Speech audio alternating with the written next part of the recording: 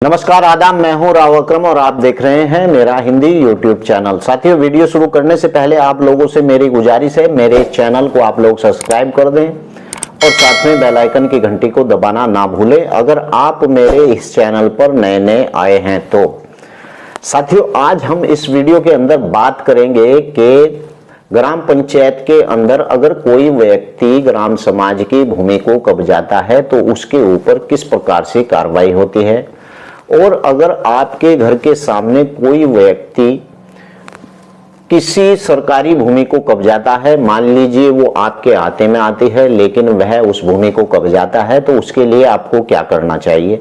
चलिए विस्तार से जानकारी करते हैं। अगर कोई बात आपकी समझ में ना आए तो डिस्क्रिप्शन में मेरा मोबाइल नंबर है, आप वहां से नंबर लेकर मुझे कॉल भी कर सकते हैं, लेकिन वही व्यक्ति मुझे कॉल करे जिसने कि मेरे चैनल को सब्सक्राइब कर लिया है। तो चलिए वीडियो शुरू करते हैं। मान लीजिए कि आपका मकान ग्राम समाज की भूमि के अंदर बना हुआ है, यानी कि आप भी सीधा सीधा मान लिया जाए कि आप भी उस भूमि के कब्जेदार हैं और वास्तव में आपके घर के सामने ठीक कोई ग्राम समाज की ऐसी सरकारी भूमि बची हुई है जो आवासीय से संबंधित रखती है और आपके मकान का उधर से दरवाजा लगा हुआ है और ठीक जस्ट आपके दरवाजे के सामने वह भूमि यानी पड़ी हुई है और आप उसका उपयोग यानी अपने जानवर खड़े करने के काम में लाते हैं या फिर अपना कोई भी कृषि इंप्लीमेंट खड़ा करने के लिए आप कोई भी यूजिंग में उस भूमि को लेते हैं। लेकिन क्या होता है कि आपके पड़ोसी की भी उस भूमि के ऊपर निगाहें रहती हैं।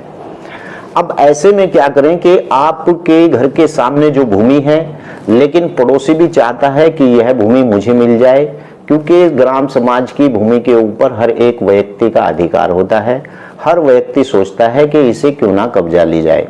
साथियों, अगर आपके मकान के सामने ठीक वह भूमि है और आपके आते में आती है और आपसे संबंधित ही वह भूमि है, लेकिन कोई पड़ोसी आकर उस पर कब्जा करता है, तो उसके लिए क्या कार्रवाई आपको करनी पड़ेगी।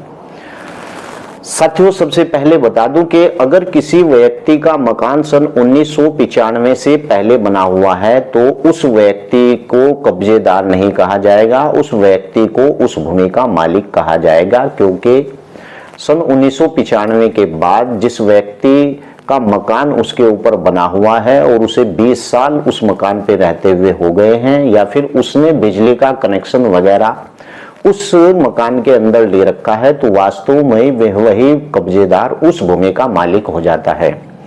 लेकिन क्या होता है कि हर एक गांव में आप जाइए, वहां पर क्या होता है कि पड़ोसी सोचता है कि इस भूमि को मैं दबा लूं। अगर आपकी भूमि के घर के सामने कोई पड़ोसी उस पर कब्जा करने की फिराक में है तो उसके लिए सबसे पहली प्रक्रिया यह है कि उस व्यक्ति के खिलाफ आप उप जिला अधिकारी के यहाँ पर एक दरखास्त लगाइए और बताइए कि यह भूमि उस संबंधित मामले से है, यानी कि यह भूमि सार्वजनिक उपयोग की भूमि है जो घर के सामने मेरे वास्तव में है। दूसरी बात यह है कि वहां पर अगर वह व्यक्ति कोई कूड़ा कचरा डालने का काम करता है तो तब भी उसकी एप्लीकेशन यानी उपजिला अधिकारी को दीजिए, क्योंकि किसी के मकान के सामने किसी भी प्रकार का कूड़ा कचरा नहीं डाला जा सकता है। अब आपको बता दूं कि लेखपाल इस बात की जांच करेगा और इस बात को देखेगा कि यह भूमि किसके आते में आती है। या तो वह दोनों पार्टी के खिलाफ मुकदमा दायर करेगा, यानी 122B के अधीन विचाराधीन वह इस मामले को लेकर जाएगा। लेकिन क्या होगा कि जिस व्यक्ति का मकान पहले से बना हुआ है उस व्यक्ति को किसी भी प्रकार की कोई समस्या नहीं आएगी। लेकिन अक्सर कर गांव के अंदर कुछ लोग होते हैं जो यह बोलते हैं कि आपके द्वारा भी यह मकान ग्राम समाज के अंदर बना लिया गया है। तो एक बात आपको बता दूं कि जिस व्यक्ति का मकान पुराना है उसे सरकार भी वहां से नहीं उठाएगी अगर वह व्यक्ति वहां पर निवास करता है। अगर कोई व्यक्ति उस भूमि को कब्जाना चाहता है तो उसके खिलाफ आप जो है न्यायालय में जा सकते हैं और उसके खिलाफ आप जो है 122B के तहत उसके खिलाफ मुकदमा भी दर्ज करा सकते हैं।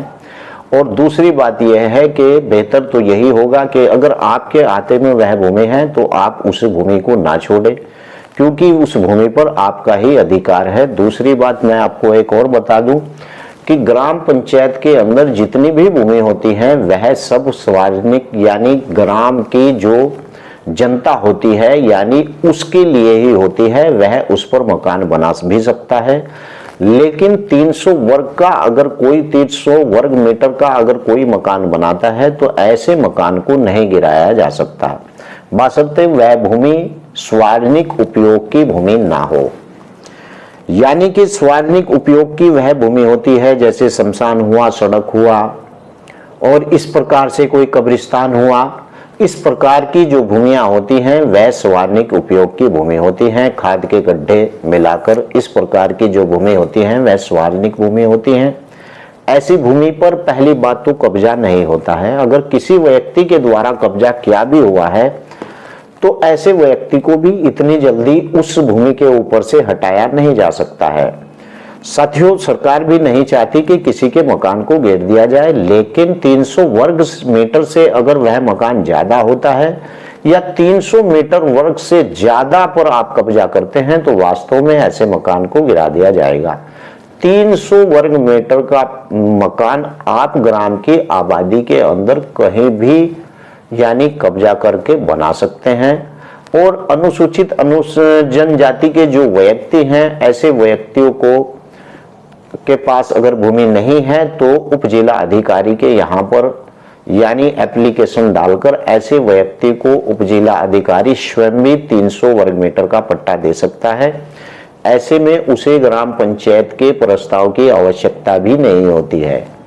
साथियों, मैंने पहले भी वीडियो में बताया कि अगर सामान्य वर्ग का व्यक्ति है तो 3 साल के अंदर अगर पट्टा मिला है उस पर मकान बना ले। अगर ओबीसी वर्ग का व्यक्ति है तो 3 साल के अंदर उस पर अपना मकान बना ले पट्टे पर। नहीं तो अगर वह नहीं बनाता है 3 वर्ष के पश्चात भी तो ऐसी भूमि वापस राज्य सरकार यानी कि ग्राम पंचायत को वापस चली जाएगी। अब इसमें ध्यान करने वाली यह बात है, अक्सर कर जितने भी मुझे कॉल आते हैं उनमें सब में यही बात होती है कि अकरम भाई, हमारे घर के सामने एक भूमि थी और उस भूमि पर कब्जा हमने कर रखा है, लेकिन दूसरा व्यक्ति उस भूमि के ऊपर यानी अपना कूड़ा करकट डालना शुरू कर रहा है। तो ऐसे व्यक्ति के खिलाफ आप दरखास्त दे सकते हैं, यानी कि वह व्यक्ति प्रदूषण फैला रहा है और ऐसे व्यक्ति को आप कब्जा ना करने दें। ऐसे व्यक्ति के खिलाफ आप न्यायालय में भी जा सकते हैं, लेकिन आपके पास अपनी भूमि का कब्जा काफी पेटेंट होना चाहिए, यानी आपके पास उस मकान के अंदर बिजली का बिल भी होना चाहिए और कम से कम आपकी वहां पर रिहायश 20 या 25 साल पुरानी होनी आवश्यक है। कुछ मामलों में देखने में आया है कि एक व्यक्ति एक भूमि पर कब्जा कर मकान बना लेता है और पता चलता है कि सभी व्यक्तियों ने ऐसी भूमि पर मकान बना रखा है पूरे के पूरे मोहल्ले ने कि वह सार्वजनिक उपयोग की भूमि को छोड़कर यानी वह आबादी की भूमि थी। अगर कोई व्यक्ति एक व्यक्ति के खिलाफ कोई दरखास्त देता है तो जो नए नए व्यक्ति उस भूमि के ऊपर मकान बना रहे हैं उन सब के खिलाफ लेखपाल यानी पटवारी उन सब के खिलाफ मुकदमा दायर करेगा और उन्हें वहां से बेदखल भी कराया जाएगा।